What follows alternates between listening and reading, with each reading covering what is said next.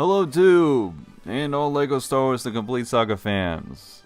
We're in episode 5. It's a pretty good episode.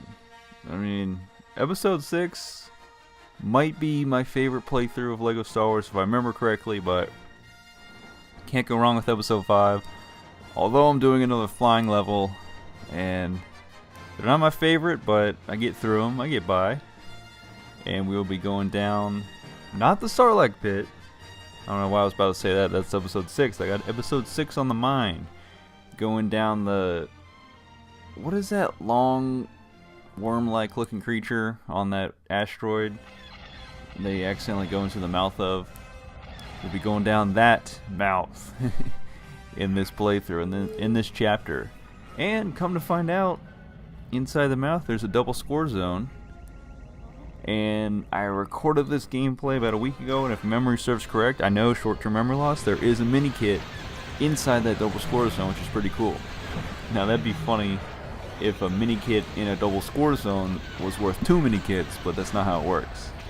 Because that'd just be wild, because I already have the ×2 score multiplier red power brick. And you get a mini kit in double score zone. Is it 4 mini kits now? No, that's just wild. It's only for Lego studs, and which is good because it makes it way easier to get true Jedi status. Although that hasn't really been an issue except for one level that I did. It was chapter 6 of... Man, what was that? Was that episode 2? Maybe it was 1. It was a really long chapter, and I just barely missed getting true Jedi stats. I must have gotten like 90-some%. It was like, are you serious? Like, I just needed a few more studs, but of course, at the last part of the level, there were no more studs to collect, and I couldn't really go back, because sometimes the game doesn't let you go back to the beginning of a level. So I digress. Just get a ×2 score multiplier. You'll be alright. So... obviously, no moist meter yet from penguinz0's on the Lego Star Wars Complete Saga, but I'm still confident it'll happen. Now, there's this car, well, not really car, 3-wheeler that I reserved back in May of 2016, and I'm not sure yet which I'm more confident on, whether penguinz0 will make a moist meter on the Complete Saga, or whether I'll actually get this car that I reserved, you know, coming on 2.5 years ago now. And if you want to know about it, just go to eliomotors.com and you can look it up. It's a pretty unique looking vehicle for sure. It's 2 wheels in the front, 1 wheel in the back, and it's supposed to get 84 miles to the gallon. Now I know my viewership is probably younger teenagers, you know, younger people, so probably maybe some of you don't have your license, so you don't really care about this, but it's just if you compare it to all the other cars that you see on the road, it's very unique looking. The 2 wheels in the front, the suspension components, like, they stick out and you can see them. They're not covered up by panels completely. So I just think it's pretty cool. And of course I'm getting mine in stick shift. And of course many of you probably don't know what that is, but if you go over to my Donating Horsepower channel, you can see a few videos on that if you'd like, and how I absolutely love stick shift. And I currently have a 1992 Mazda Miata. Yes, it is 27 years old now that the new year's been rung in by the dropping of the ball in Times Square. And that thing is old, but it's stick shift. It's convertible. I put the top down. I painted it golden orange color. Looks pretty cool. But yeah, just doing some Lego Star Wars, having a good time. What I don't like is that I blow up these asteroids, but then they respawn. But I understand why they respawn, so that you can get more of the purple photon bombs, plasma bombs, whatever they're called. And you can only have up to 3 at a time. Don't you wish you could just have maybe like 6? Because usually whatever you're blowing up, you need like 4 to 6 of these bombs. But they're like, oh, you can only hold 3 at a time. It's like, come on, man, why is that? And of course that area I need a TIE fighter pilot to get into. Probably hide a mini kit. I can't remember if I saw the red power brick on this level playing through story mode. I don't believe so. I just like to check all the areas just to make sure there's nothing hiding in there, because you never know. There's a few areas, well, there's a good amount of areas in story mode that they're hiding a few tricks behind corners or in blind areas, and now they got extra toggle turned on. Or I've had it on pretty much since the beginning. You might be able to get a mini kit in story mode if you look out for it, rather than having to wait to go back and get in free play.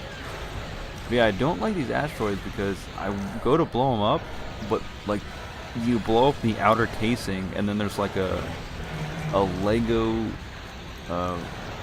collection of bricks inside that you have to blow up again, and that's like the inner core of the asteroid. It's like, come on, man. But here's a mini kit just floating out there. You just gotta look for it. It's right there. Almost have true Jedi status already. Oh, what do you know? I say it and I get it. So yeah, here there's 4 specific targets to blow up, but I can only hold 3 bombs. So it's whatever. I'll just go back and get one more. But yeah, it's just a pain with these asteroids because I keep dying, obviously.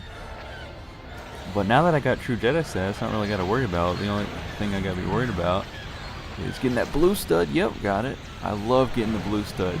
Of course, everyone does who plays this game. It's so satisfying. The sound it makes when you get a blue stud, plus the amount of points you get added to your total. So yeah, I don't want to die too much because obviously your stud count goes down, I believe, by a percentage. I don't know if it's a fixed like minus 2,000 or 2,500 or whatever. I believe it's a percentage of your studs. But I don't know, because early game I was playing through episode 6, the second chapter I want to say. I kept dying a lot, and I believe when I was like at around 1,500 studs I went straight to 0. So I do think it actually might be minus 2,000 or something. There goes another mini kit. You usually only get about 2 to 3 mini kits through story mode play. You really have to wait to free play to get most of them. But every once in a while there is a level that lets you get 9 mini kits. I'm trying to think, is there a level where you can get all 10 mini kits in story mode? It might have been in episode 3, chapter 1. That's when you're the battle over Coruscant. If I'm not mistaken, because you have to keep up with the flow of the level. Like, there's some phrase for it, but throughout, and you're not allowed to stop and go back. And I believe in that level, you can collect all 10 mini kits, if memory serves correct. But again, my memory's trash. So what can I say? I'm surprised. I mean, I'm not really surprised anymore. I kind of have a selective memory, and I can't really control it. Unless I write stuff down in my notes or my reminders app, which I do from time to time. And yeah, I don't know why it's selective. Like, there's certain things I can remember so crystal clear, but other things that just, it leaves my mind like a couple hours or a day after I, find out about it or discover it. Like, I'll hear a song, right? And I'm like, oh, I'm gonna remember a few of the lyrics in that song or part of the chorus, so I can just type it in on Google and see exactly what the song name is, because Google is pretty helpful with that. Like, I can't even remember the words. I can only remember the beat to the song and the rhythm. It's like, how do you can't type that on Google, that doesn't help you. So whenever I hear a song that I like pretty well, instantly I have to Shazam it, because I'm like, I'm gonna forget it later. Or if I hear the name of the song after it's played, I'll write it on down so I can get it later. Because I got a little playlist going. I got about, I want to say 50 songs that I listen to regularly. I know it's like sacrilege. I know a lot of people have like just hundreds and hundreds, and people listen to albums. I can't listen to an album all the way through. There's rarely ever, like, I gotta really be in the mood to just start up an album by pretty much any artist and just listen to it all the way through. So, oh yeah, we're in the double score zone. We gotta pop out for a bit, because I already know I gotta go back to get more of the purple bombs. And there's these things that I know they weren't necessary, but I was like, there's something going on in there. What do you know? It's a mini kit. I was like, I know they're hiding something in there. And it actually works out because that barrier has 4 targets, and those 2 little things are each 2. So you only need to make 2 trips going down into the double score zone. And that's pretty cool. They still give you a few studs even when you keep blowing this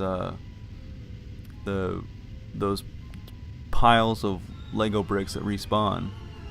And can I make it out of the jaws of death? The death worm? Yes, I can. So here goes the wall. Bring down the wall. Not Trump's wall, just this wall. Out in outer space on an asteroid in a galaxy far, far away. And this has got to be hiding something. Yep, what do you know? Both were hiding mini kits. You always got to check. You really never know. And there's probably another mini kit in that area, but I'll come back with a TIE fighter, because you just can't get one of those right now. And that, yep, it's like, why was that asteroid just right there by itself inside a huge asteroid? Well, I guess a piece of asteroid debris that I could clearly blow up. And what do you know? A mini kit was hiding in there. You know, it's a lot easier to play this game being older now, being an adult.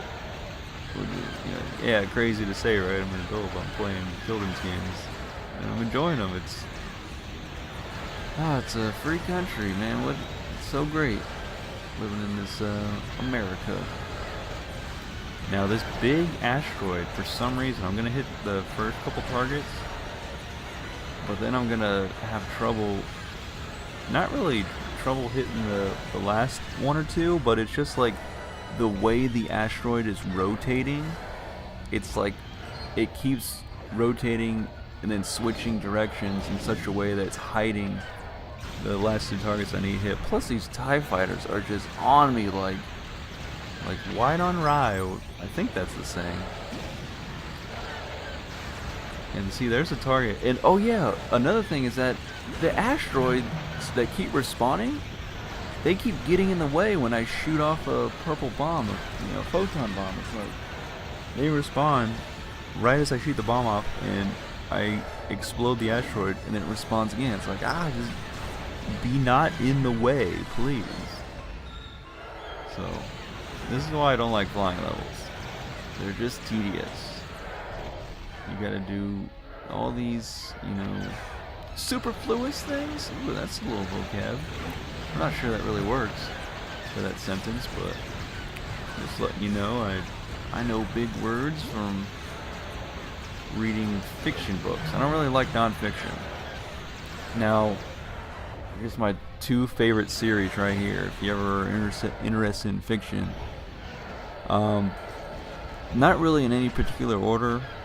Harry Potter series, great series. I read it as a kid. I read it again as an adult.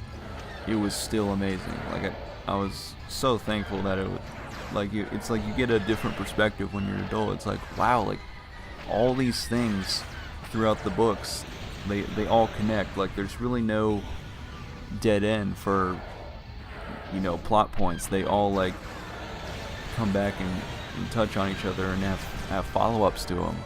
So J.K. Rowling just knocked those out of the park. And then my other favorite series is the Aragon series. Now the movie was trash.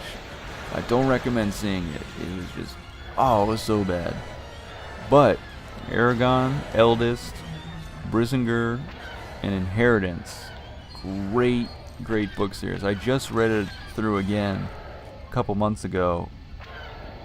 That it's just, similar to Harry Potter, to create an entire world just from your own imagination and your own creativity. And of course he had help along the way, Christopher Paolini, but man, he knows how to write some books. And the whole story of Allegacia, man, it was just so solid. Like, it's one of those books where yeah, you might be able to put it down after a little while just because there's so many pages, but you're always excited to come back to it. And so, I mean, it kind of, you know, I don't know if you guys have read a Song of Ice and Fire series, the Game of Thrones books, but each chapter is from the point of view of a different character, and there's so many characters.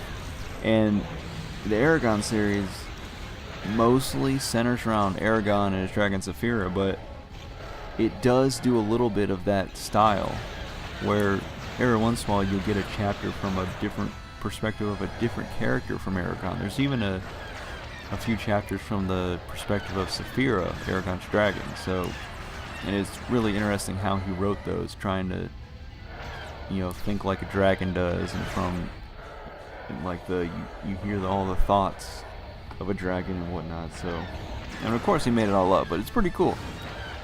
So there might be a book 5 to that, or like a bonus book.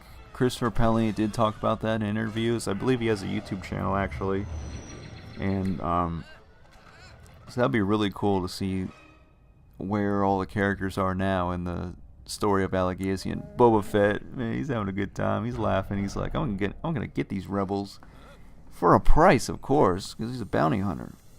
You gotta make your money somehow, right? And in a galaxy far, far away, there's many ways to do that. Many ways to get your Lego studs, but in the actual Star Wars stories, make your credits. That's what they call them.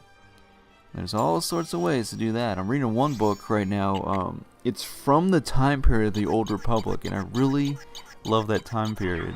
It's just, I don't know, it's so interesting to me because there's just tons and tons of Sith Lords battling out the Jedi before the Darth Bane came along and, you know, put the rule of 2 back into place.